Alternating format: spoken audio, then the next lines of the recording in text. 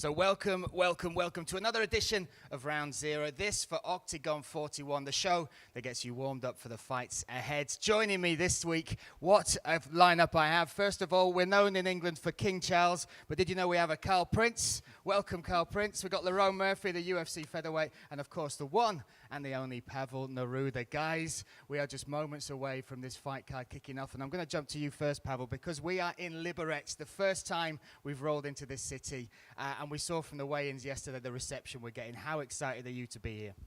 Oh yeah, it's super exciting. The Liberec is a city which loves fighting. I would say it's like something like Liverpool or this kind of cities, you know, of tougher people which like combat sports. It's historically the city where people used to go to combat events. It was never sold out, this arena, before for any MMA event or any other combat sport event, and we are the first who sold it out. And I'm super excited. It's a beautiful venue, and this crazy city will be there, and with a full arena. I think you're very brave as well, mentioning Liverpool as a tough city when you stood next to two of the toughest Mancs you could get out there. Listen, guys, you in particular, Carl, you were on stage yesterday witnessing and soaking up some of that atmosphere. Lerone, you've walked out with Jonas in his title fights before. Carl, what's it like, you know, absorbing the Oktagon atmosphere? Because it's different, right?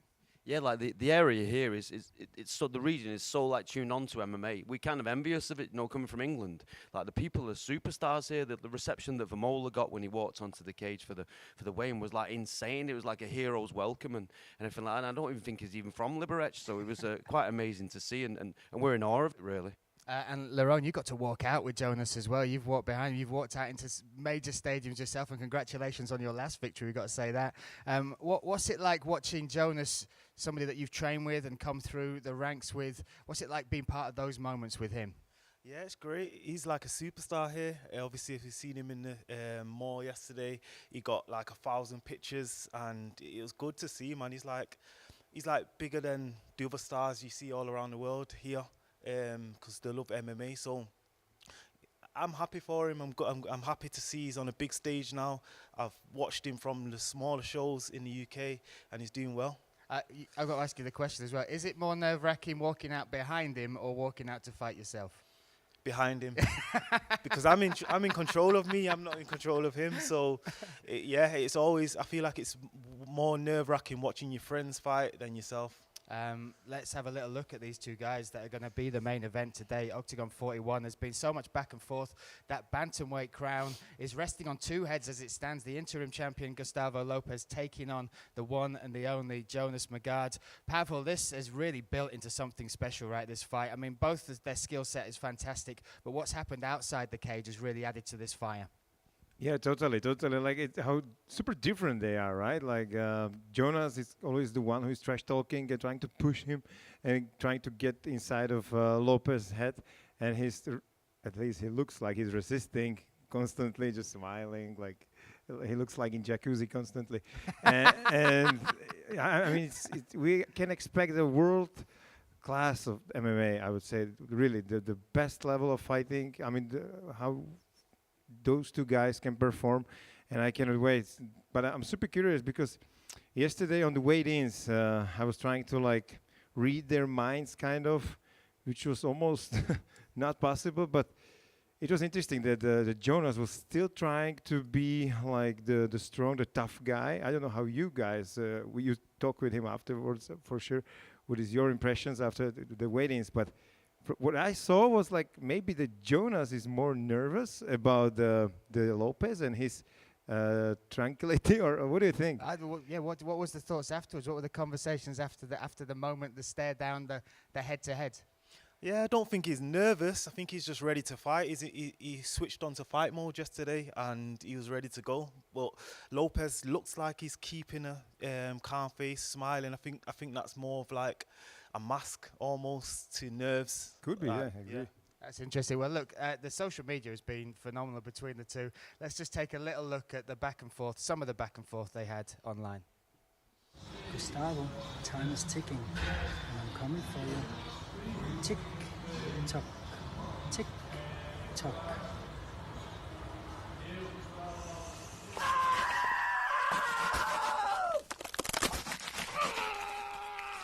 I'm the bad guy. Hello, darling. I'm the moment without the mask. No need for that, Gustavo. Come on. My mum's watching.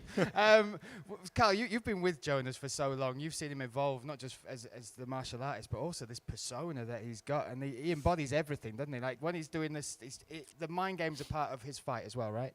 Yeah, Jonas is hitting his peak, like psychologically and physically. So yeah, it's just part of the fight to him is to get in the guy's head beforehand. And I think like going back on what you was asking about the weigh-in yesterday, it wasn't like nervous energy. It was just an intensity that he's bringing to the fight. And like I think that obviously Gustavo before has been a little bit more submissive and is trying to push him into these areas where he would be the bully from the start, really. So yeah, it's going to be exciting, isn't it?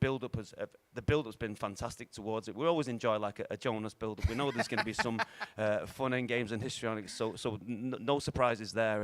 And Gustavo's been a good heel. Well, I don't know who the heel is, It's difficult to tell, right? Yeah, like it's like a bit of a smarmy smile, isn't it? It'd be difficult to. For myself, I can understand why Jonas could try to get under his skin even more so. And Lerone, you've been training with him obviously in this camp, in other camps. He's been out for a long time, and this is one of the questions I'm going to ask you because you had a long layoff before your last fight. What's it like sitting on those sidelines, and particularly Jonas because of what happened, the freak accident in his last spar before his Maciek fight? How frustrating is it, and how do you have to stay tuned in, not just physically but mentally for these moments? Yeah, I feel like it's all mental, like you said, and you can use it to fuel your fire. Obviously, when I was injured, I was watching other people win, people that I think I'm better than do well, and it's like it just adds to that fire that when you come back, you're going to show people who's the boss. And I feel like with Jonas' time off, he's obviously watched Lopez win his interim title, and he that's his title, so he's coming for it, and it's going to be a great fight, man. Lopez has fought at high level, he's fought top opposition as well, so I feel like it's going to bring the best out of both of them. Another guy that is returning as well. I mean, that's the main event, the co-main event. Pavel sees the return of the one and only Carlos Terminator VEMOLA. It is a crazy story from where he won his title, the light heavyweight king in the Stranica back in July last year, to then set to fight Patrick Incel, the fight that we were all hoping to see. Then major health issues caused that to be derailed. I mean, now we see him, and again, when you've got this personality, this character as part of your promotion, and then you go on this journey, and now he's facing 3 fights this year, not just 1 but 3. What's it like having somebody like VEMOLA under the Oktagon banner? Like if you ask this after we talk about the Jonas, I would say like if someone is similar, I would say Carlos is like Big Jonas, like the guy who. That's a reality show I want to see. I know you like making shows. Let's send Carlos and Jonas around the world traveling together. Just lots of oohs. Oh my God! Right? I think Jonas was petitioned to be in Survivor yesterday to Andre, so He just wants a holiday, mate. That's what he wants. Come on. Because he's also the similar kind of personality. Always like to speak about what he wants to do, like manifesting. Let's say, right? His intentions and everything around him. He wants to fight constantly. I would say that's similar with Jonas, right? He's just really sharp. Who's seeking for the fight, and this is similar in case in Carlos. He's special in one thing. His body is super destroyed, right? But he is performing better the more he fights. He's constantly in this circle of fighting and preparation for fight and so on. So that's where he's strong and where he can keep going. And now he's luckily back from really bad the health issues, and now he'll face the MATAVAO. But yeah, having Carlos, it's amazing. You saw it, like you said, yesterday when he stepped on the podium at the weigh-ins. It was crazy. Really, he's so interesting. He's so open, so honest. What in his mind, that the same thing in mouth. And that's really unicorn. There is only one. I think we've got some clips of Carlos VEMOLA doing what he does best, which is this type of stuff, these promos that he builds. This entrance was, because I didn't know this was happening. I went to the rehearsal in the Stranica, and I had no idea this was going to happen. And then a throne and a crown and the crowd on their feet. But then he backs it up with performances like this. And Carl, I mean, we've seen stars rise, and I mean, you've been lucky to be in the corner of people like Frank Mir, legends of the sport.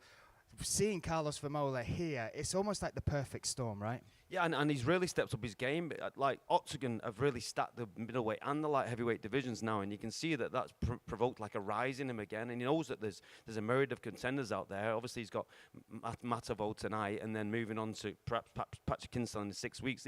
These are good competitors. These are like the highest level in those divisions, and you're seeing that his level of training and his mindset has really gone up again. And yeah, I'm excited to see what happens tonight.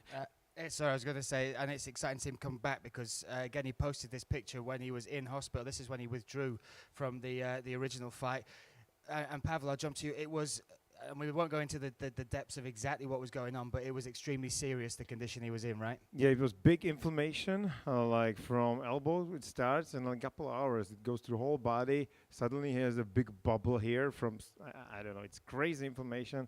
He get to hospital, and it was so serious that there's some measurement, like if you have over 100 of these inflammation points, it's serious, you're sick. Over 200, it's you can be your life could be at risk. And he at certain moment he has 313. So they put some strong antibiotics and I don't know what else, injections, and they saved his life. Crazy. He was should really get a belt for that as well. Listen, he needs to be the hospital champ as well. That's crazy. Yeah, really. Even doctors, they say we were there the whole night. We were scared he wouldn't make it till morning. Wow. It was super serious. Yeah. Well, he is back. He's got 3 fights, and the first of which is against this man, MATAVAO. Extremely dangerous fighter. We'll have a look at some of his highlights here. A knockout artist, somebody who also has had issues making weight. Pavel, this is the second time that he's missed weight considerably. It hasn't been an issue for this one because Carlos VEMOLA, even after he watched him step on the scales, said, look, the fight's going to happen no matter what. But he's got a lot of pressure because of the power that MATAVAO brings. Now, Lerone, I'll ask you about this. I don't know if you've had an opponent miss by that much, 3-4 kilos before. Has that ever happened to you? How frustrated would you be if you'd put in that work, if you'd sacrificed everything it takes to commit to the number that you've agreed to, and then you watch somebody miss it not once but twice like that? Yeah, personally, I've not had an opponent miss weight like that, but I feel like it's a big disrespect. And like as a fighter, when we're getting in that bath to cut that extra 2 kilos or whatever, we're putting ourselves through it to make the weight, and then when they go and not make weight, it's like a big disrespect. But I feel like the fighter that doesn't cut too much weight has an advantage as well. So, yeah.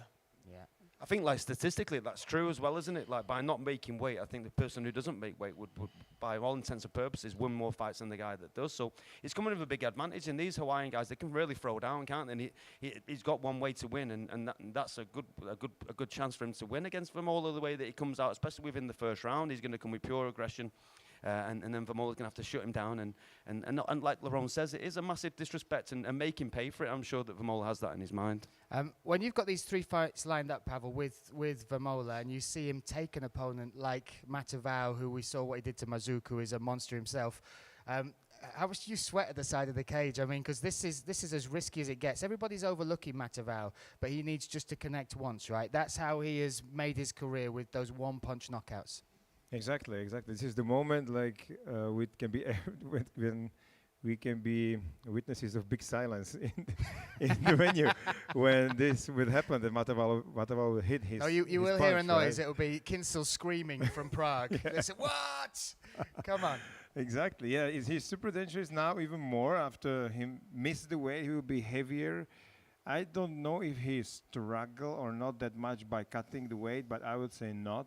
So he supposed to be stronger, bigger, heavier. Actually, fun fact on the scale, yesterday afternoon on the public weigh-ins, MATAVAO had 103 kilos and VEMOLA 99. Wow. That's crazy. That is crazy. So, yeah, so this could be disadvantage for Carlos. And like you said, everyone is underestimating MATAVAO, so this could be really, really interesting evening. Yeah, I'm super curious. But if Carlos is saying, I'm the best, I can beat everyone who he will give me in cage, so then he must perform tonight. So, yeah. it's on him. He will be back. The Terminator will return. That is super exciting. We're also going to see the return of this man, SKVOR, coming off the back of a huge loss, a knockout loss to Montagnac. But again, when you talk about stars, Carl, he was perhaps second or third loudest pop on the scale. Not from Liberec, but it's his online presence, it's his persona, it's his legacy in K1 as well. And we'll see some of the action from SKVOR here. But when you see fighters, again, where they can fight, when they will fight anybody, but on top of that, they bring some entertainment factor as well as this sort of devastating striking as well. It's the complete package, right? People want to watch it.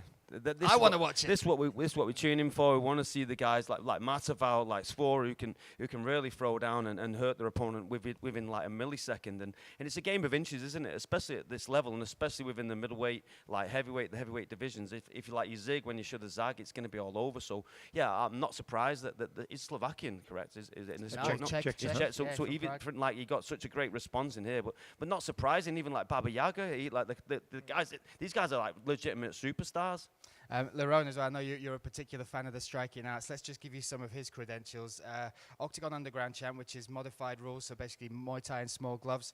Czech and World Waco Pro champ, IFMA European champ, and he is the first Czech fighter to fight in Glory as well. That is, and when you're on the outside looking at a promotion from Eastern Europe, as we will say, and you don't recognize these names, when you see these credentials, then you know these are legit fighters, right? Yeah, once you fought on Glory and you fought Muay Thai with small gloves, you're a high-level striker. It's as simple as that. Because Muay Thai is standing Look at the in smile close. on his face. Come on. Muay Thai is standing in close and you're taking a lot of damage. Yeah. So with small gloves, you have to be good.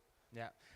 Go on. Especially with his size, right? Like that's super attractive. Like you said, you want to see this, and his perfect stand-up fighting. It's so amazing with long arms, big dude. I mean, this is really the fight you don't want to miss for sure. 100% sure. And this is because of the ingredients as well. It takes two to tango, and he is taking on the Englishman Danny VINNI. He has a storied history in martial arts. He's been around for a long time, a professional record. He has a crazy record where he's got 22 wins, 21 of those are by finish. He also competes in bare knuckle boxing, modified rules, almost vale tudo, so rules as well. A unique character in himself, Carl Prince, and one that cannot be underestimated against SKVOR. Yeah, legitimate Ronin, isn't he? He's legitimate Ronin, like that should be his new nickname. Traveling all around the world and picking up little pieces from different areas. And you can see, like, it's not just Western boxing, he's working on all aspects of his game and everything like that. And a true submission artist. And really a difficult puzzle to solve for SKVOR. I'm sure that, obviously, if it stays on the feet, it's a different conversation. But if Dan VINNI can really activate, like, his game plan and authoritize what he wants to do, then it's a real interesting contest, a real like clash of styles. I'm gonna make it even more interesting for you, Carl. You might like this. This is what Danny VINNI posted on social media as a little, almost like a call on for SKVOR. Boy, Daniel SKVOR. As most people know, I was focusing on bare knuckle, but Oktagon came and made me an offer I couldn't refuse. I respect your level of K1. You should respect my jiu-jitsu. The offer I'm having to you is a gentleman's agreement of just boxing, just hands. It's what the crowd wants to see. And I don't want to spend time doing jiu-jitsu and wrestling. What'd you say? Me and you, just hands, just punching, just gonna box. You and me, first gotta shoot, first gotta kick as a bitch. Yeah, let's go. Lerone, you left when that was going on. Tell us what you thought of that. That's funny because I don't think I hear what he's saying, but I don't think you can tell a kickboxer, Muay Thai guy not to kick, because that's like his strength. Do you know what I mean? That's his strength. But I like what he's saying. He wants to bring an entertaining fight, obviously, for the fans. But this is MMA, man. You've signed up for an MMA fight. You were in between them yesterday. Yeah, he repeated the same thing on asking, right? During the stare down. He was like, so only heads. And he was like, no, just MMA. And he was super funny, by the way, VINNI. I never saw maybe no one being like this super relaxed and making jokes, and he stand in front of him and start to shake like this, like pretending he's scared. Like, yeah, super funny dude. If you compare with his resume, you said the bare knuckle, right? So many fights, knockouts, like with a contrast, right? I love this. And England looked beautiful on that video, didn't it? What a backdrop. Nice. It's Manchester, I believe, mate. What does Manchester? All it needs It is has a what? everything, mate. Honestly, it has everything. It's a little bit better than Liverpool, anyway. And it will soon have Oktagon as well. That's super exciting. So look, let's jump on and move forward. So we're in Liberec, and the King of the North is with us. So there's one fighter on this card that, again, I'm very fond of. I've commentated with him a number of times. He is a unique individual, and the reception he got was great. That was Jan Malek, but he has taken on the tough test that is Ibrahim Hozenpour in his home city. So let's have a little look at those videos now. Pavel, from your side, Jan. Is a lot of pressure in this fight. He's coming off the back of his most bitter loss against Mateusz Kohut. He is in the stadium with the most fans that he could ever bring. His family, his friends, his business partners, everybody is coming to see Jan Malek. What are you expecting to see from him tonight? Like you said, I think this is the fight of his life.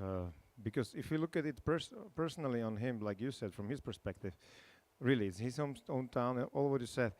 And I think it was visible even yesterday on stare downs. He's always a relaxed and funny guy, right? But yesterday he was very serious and nervous, and you see how much matters this fight for him. So, and his record is like, you know, he's changing wins with losses, and I'm expecting that we will see the best Jan Malek ever tonight. So let's hope he will be happy at the end. I think we're going to have to see the best Jan Malek, because Hozenpour is like a unique threat, isn't he? He's got like such a direct way to win. Yeah, one of my notes for Hozenpour is just chaos. Because, and I spoke to his training partners, they say the way he trains is the way he fights, and it's a crazy style for Jan to deal with. I'm going to ask you though, Laurent, is there more pressure fighting in your, I mean, and of course it's subjective, of course it's personal, but fighting in your backyard, do you find there's more pressure? Do you if you put yourself in Jan Malek's shoes tonight, making that walk, well, what are you expecting him to feel? I think there is added pressure, but like I said before, you can use that to your advantage.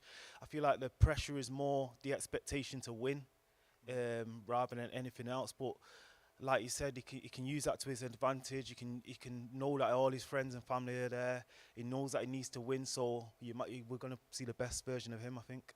And he's taking on Hozenpour, and I'll just get you to just talk a little bit about him as well, Pavel, because he came in on 24 hours notice. That was in the Shamorin. That was where he fought Karo Rishavi. Everyone thought it was going to be a whitewash. It was a 3-round battle, a war. He lost that, but he earned so many fans. He earned his right to come back to Oktagon. He then beat Marit Bartel, the first ever fighter to step in an Oktagon cage. He beat him to earn this opportunity, and he's working his way up the card. He is, I think he's, 4-1 in his last 5, and he's only lost that one that he took on 24 hours notice. He is, a dark horse in this division. Oh, definitely. I mean, these Iranian guys, there's something on them, right? Like they put more effort. They maybe, I don't know, with the harder background. I don't know. But definitely, this is the guy who liked the fight and who never gave up. So Jan Malek will have it super hard. Tonight, I believe. We'll see.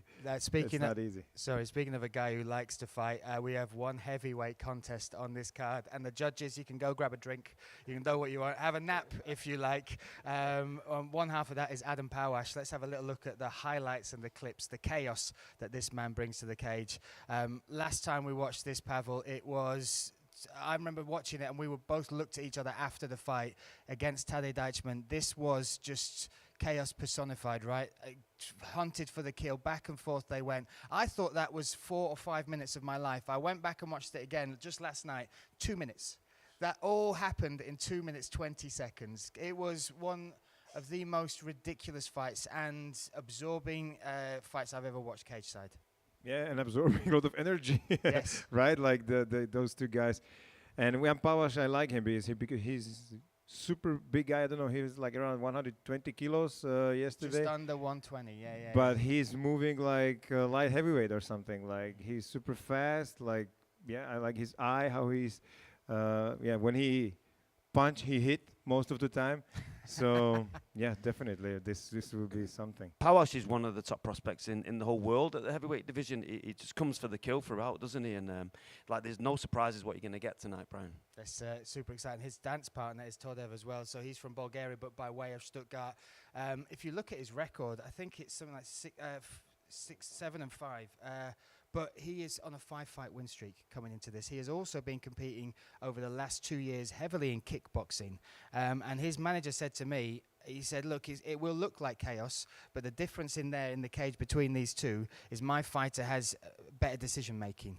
And when you're in the fire, Lerone, it's that instinctive decision making that can make the difference, correct? Yeah, like Carl said before, it's a game of inches, so it's whoever makes the best decisions in the chaos. But looking at the clips you just played, that the heavyweight looks very, very aggressive, and he looks like a big prospect. Yeah, it's super. I mean, To making any decisions under that pressure, I cannot imagine. no, I could make one. I'd change my career. That's the decision I would make under Change that. your pants first. That's and the then change your my career. pants, then my career. And listen, we got to do the yin and the yang to this, because obviously we just watched some absolutely barnstorming heavyweight action. So let's touch on your heartstrings a little bit now, because there's a fighter returning, Ondrej Raška, coming back to Oktagon. He is been dealing with a knee injury, then an ankle injury. It's kept him out for over a year now. He is returning against Jamie Cordera. Now, all of us like the stories behind fighters. Your story is, in particular, absolutely crazy, what you've been through to come through that. When you meet different personalities as well, and you find out their backgrounds, it sometimes surprises you, and it's those surprises that are my favourite part of this job. And this was the surprise I found out about Ondrej Raška. This is his full-time job. He, alongside being a mixed martial artist, is a professional, fully trained veterinarian. I love that, Pavel. Absolutely love that. Right? Yeah. He's like, what is this? And even he looks like better. I don't want to say better, but he's like this, some Roman or Greek statue, tall. Yeah.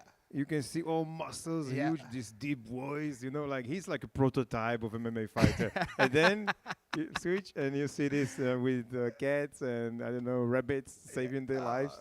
So it's a huge contrast. My favourite bit would be is if you say you have to go, sadly, put your dog to sleep, if you just put it in a rear naked choke and squeeze. That would be awful. Another guy returning, and this is a long layoff, I think over 600 days. Fosham is returning to Oktagon. This, again, these are one of these guys, when you haven't seen him live before. My first fight witnessing him was Oktagon 24, and his knockout there was unbelievable. But there's one thing I want you to see from this, and Pavel, it's the reaction of your wife. Let's watch this clip. Go. So here you see the knockout. This is devastating stuff. But if you see in the background there is Pavel and Jen. That's the last time she sat cage side, right, Pavel? Let's look at it one more time. So this forearm is absolutely crazy power against Emmanuel Salt. Boom, drops him here. Hammer fist to finish it off. Yeah, his style. Yeah, there's Jen and Pavel just by cage side. In the white dress. No. Yeah, no more. There you go. And he returns. We're a super exciting return, right? And coming out of Ondrej Raška's gym, he's got a tough task ahead of him as well. Now, there's two ways you can handle your response cage side. Now, let's have a look at this other one. Let's look at Jonas MAGARD against Viev. So here's Jonas just talking us through this finish. And this is one that he told me that you, Lerone Murphy, helped drill with him. Now, let's look cage side again. Let's look cage side again at one man's response. Here he is. You might recognize him. Let's see. Not even tapping. And there's the celebration. Oh, yeah. That's... Who can see the future? Who can see the future, exactly. Carl Prince. That was one of my favorite Oktagon moments ever. Yeah, you have to understand that when these guys are like really trying to factor in these submissions, that the person that gets put in a lot is me. So I knew how it was going to feel, like this guy first of all, and then Jonas bringing it to the fore. So I knew as soon as he locked it in, it was going to be pretty much over. It would have been very, very embarrassing if he didn't. Wouldn't it? I was kind of hoping. Look, we are only moments away from this fight card kicking off. Lerone, I'll ask you just this as far as what you're expecting to see from Jonas MAGARD tonight. What we're going to see coming in? Well, I think we need to see the best Jonas MAGARD. He's got a tough test in front of him. This is the fight of his life, the biggest fight of his career. He's headlining here in front of a big crowd, and I feel like we're going to see the best. Jonas is trained very hard. He's been in his camp in Manchester, in top team, and he's looking very good. He's looking sharp, man. So I'm expecting to see a masterclass from him today. You mentioned Manchester there as well. We cannot end this without talking about Oktagon coming to Manchester at the end of the year. Carl Prince, you've been in the AO arena. You've felt that vibe, that energy. What's your thoughts on Oktagon coming? What do you expect the response to be? Why should people come and check us out in Manchester? Oktagon really do it differently. We travel the world a lot, and especially in mainland Europe, there's nobody who puts the level of promotion, the production, the weigh-ins are like just so special, you know. And honestly, it's like it'd be a treat for your eyes. And I know that they've been recruiting a lot of good UK fighters and a lot of good fighters from around the world. So So if you miss it, you're a fool, I think. That'll do it. That's the promo. Listen, you've got a fight card ahead here, Oktagon 41. Gentlemen, it's been an absolute pleasure today. Stay tuned. The YouTube free prelim is Broncel versus Mane. Let's go. Oktagon poprvé zamířil na sever Čech do Liberce s našlapaným turnajem, na který fanoušci čekali roky. Hlavní bitvou pod Ještědem je titulový souboj v bantamové váze. Mistr treštolku a současný šampion Jonas MAGARD hlásí životní formu. Zavře prozatímní šampion Gustavo LOPEZ MAGARDovi ústa, nebo ho dánský hralok stáhne pod hladinu. Do klece se po 8 měsících vrací šampion polotěžké váhy a jedna z největších MMA person. Toho po dlouhé pauze prověří velký sběratel nokautů MATAVAO, který může získat životní skalp. Souboj strikerů. Král undergroundu Daniel SKVOR má před sebou nejzkušenějšího bojovníka, kterému v MMA kdy čelil. Anglický veterán VINNI je šampionem 3 organizací s nevídanou bilancí 22 výher, 21 ukončení před limitem. Dvojka těžké váhy Adam Palaš musí přejít přes Lazara Todeva, který má aktuálně 5 KO výher v zadě. Pokud Polák zvítězí, vysněná bitva o krále těžké váhy s Mojlem ho nemine. Miláček zdejších fanoušků Jan Malach se na domácí půdě chystá ukázat, proč se mu zde přezdívá Král Severu. Dobít jeho území však přichází nečitelný Iránec Ibrahim Hoseinpur. Ten již několikrát předvedl, jak nepříjemným soupeřem umí na nepřátelské půdě být. Milovaný i nenáviděný Václav Mikulášek je po ostravské výhře znovu při chuti. Jenže teď na něj v kleci čeká rvavý košický býk Matias Vislaj, milující ostré přestřelky stejně jako Baba Jaga. Do hry se po 2 letech vrací bestiální Robin Fošum, známý svým útočným stylem. Návrat mu přichází znepříjemnit 2metrový švédský šampion v boxu a v rámci Free Prelims se představí mistr Česka v thajském boxu a mezinárodní šampion K1 Melvin Mané a proti němu se postaví polský bojovník Šimon Broncel. Dámy a pánové, nejlepší sportovní show, která na severu kdy byla, právě začíná. Tohle je Oktagon 41.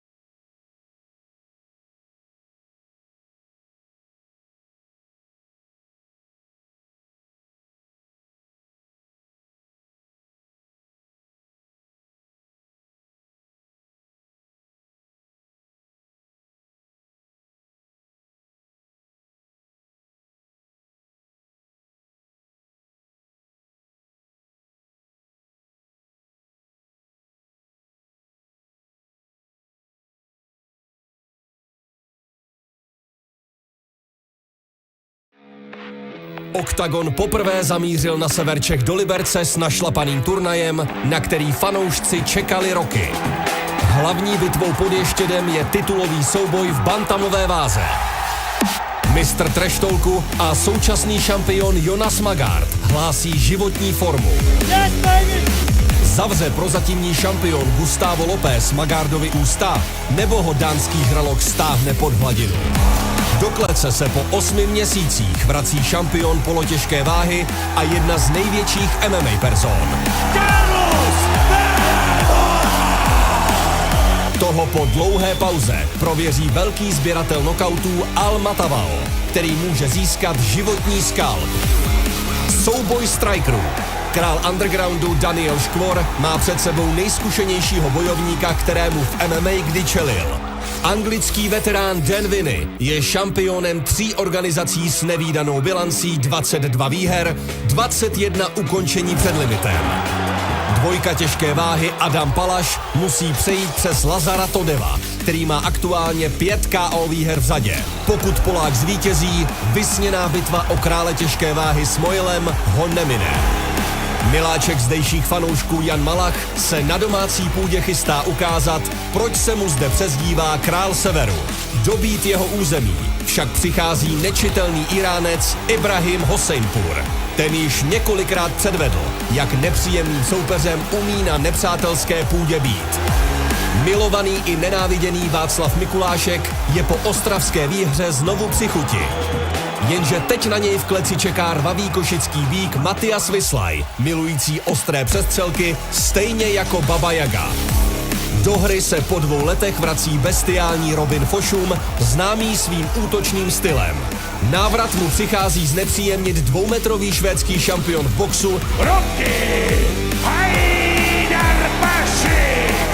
a v rámci Free Prelims se představí mistr Česka v thajském boxu a mezinárodní šampion K1 Melvin Mané a proti němu se postaví polský bojovník Šimon Broncel.